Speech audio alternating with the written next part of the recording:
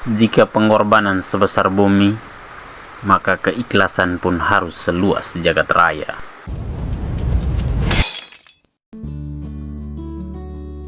Mari kita memadukan lembaran-lembaran buku bersama kehidupan di bumi Floba Mora. Permakultur adalah cabang ilmu desain ekologis, teknik ekologis, dan desain lingkungan yang mengembangkan arsitektur berkelanjutan dengan sistem pertanian swadaya berdasarkan ekosistem alam. Permakultur merupakan kata serapan yang didasari dari bahasa Inggris, yaitu permakultur, sebagai singkatan dari permanent agriculture. Artinya, pertanian dengan tatanan kehidupan yang lestari, terus-menerus dan permanen. Maka dari itu, permakultur memegang erat prinsip keseimbangan dan keberlanjutan. Permakultur memiliki konsep yang serupa dengan konsep pertanian terpadu dan pertanian organik. Namun, permakultur memberikan penekanan pada desain, perencanaan pertanian, dan integrasinya dengan mengimplementasikan berupa praktek pertanian. Permakultur berangkat dari pemikiran Bill Mollison, bekerjalah dengan alam, bukan melawannya. Manusia berperan sebagai desainer untuk kehidupannya sendiri dan memiliki tanggung jawab terhadap masa depannya dan bumi. Prinsip utamanya adalah bertanggung jawab akan eksistensi manusia dan keturunannya, termasuk menjaga keberlangsungan puspa, satwa, dan makhluk hidup lainnya. Dasar etika dari permakultur yaitu: pertama, peduli akan bumi. Bagaimana kita menyediakan semua sistem kehidupan, elemen hidup dan mati, untuk tetap berkelanjutan dan bertumbuh. Kedua, peduli akan manusia. Bagaimana kita memperluas akses sumber daya yang diperlukan untuk keberlanjutan hidup manusia. Dan yang ketiga, mengatur batas konsumsi dan populasi. Bagaimana kita mengatur seberapa banyak kebutuhan sendiri sehingga kita bisa menyisakan sumber daya untuk masa depan. Apa yang kita ambil harus kita kembalikan, dan alam membutuhkan pengembalian dari apa yang sudah diterima manusia. Menjadi kode etik dalam permakultur, sehingga dalam penerapannya harus memiliki perencanaan ekologis yang bisa membangun sistem pemanfaatan energi, baik energi yang masuk maupun energi yang keluar secara efisien. Proses desain ekologis untuk mewujudkan permakultur tersebut dapat diterapkan melalui metode dan langkah sadar, survei, analisis, desain, dan rencana. Dan trio, terapkan, rawat, evaluasi, dan oprek.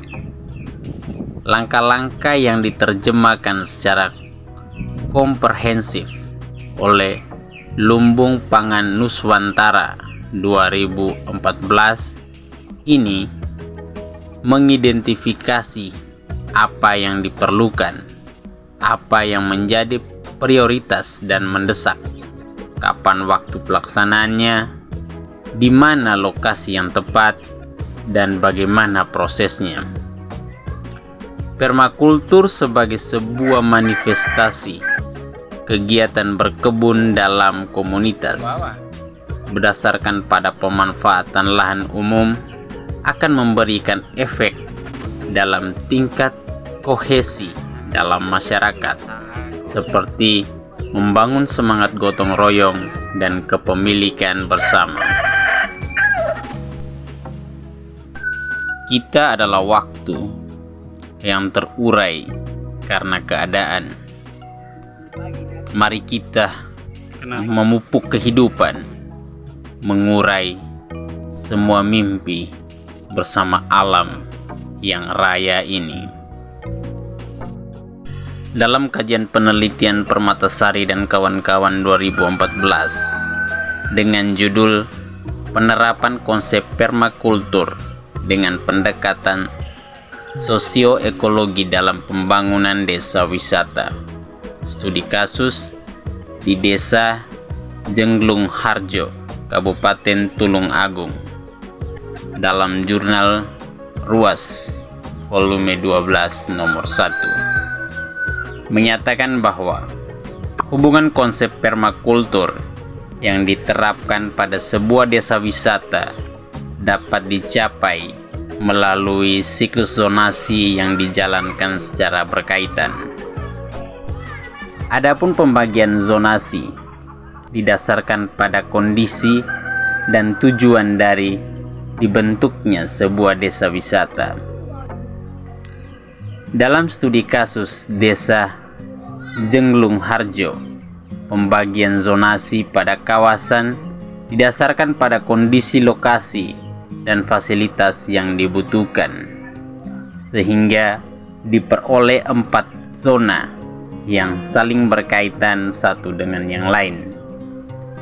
Dalam menjalankan siklus perputaran zonasi ini, masyarakat bertindak sebagai translator, sedangkan wisatawan sebagai stimulator yang memberikan rangsangan bagi masyarakat agar dapat berperan lebih aktif.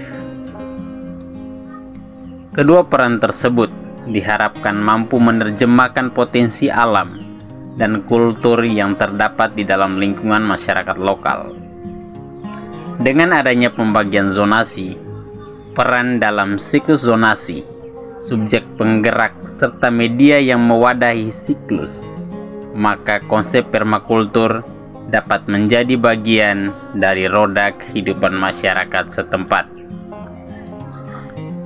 Menurut Coy dan Helbron 1996 dalam Permatasari dan kawan-kawan 2014, faktor pembatas yang mendasar dalam penentuan prinsip utama ekowisata, yaitu di dalam lingkungan, masyarakat, pendidikan dan pengalaman, serta berlanjut dan manajemennya.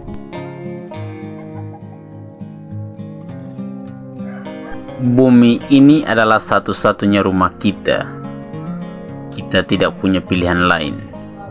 Kita harus merawatnya.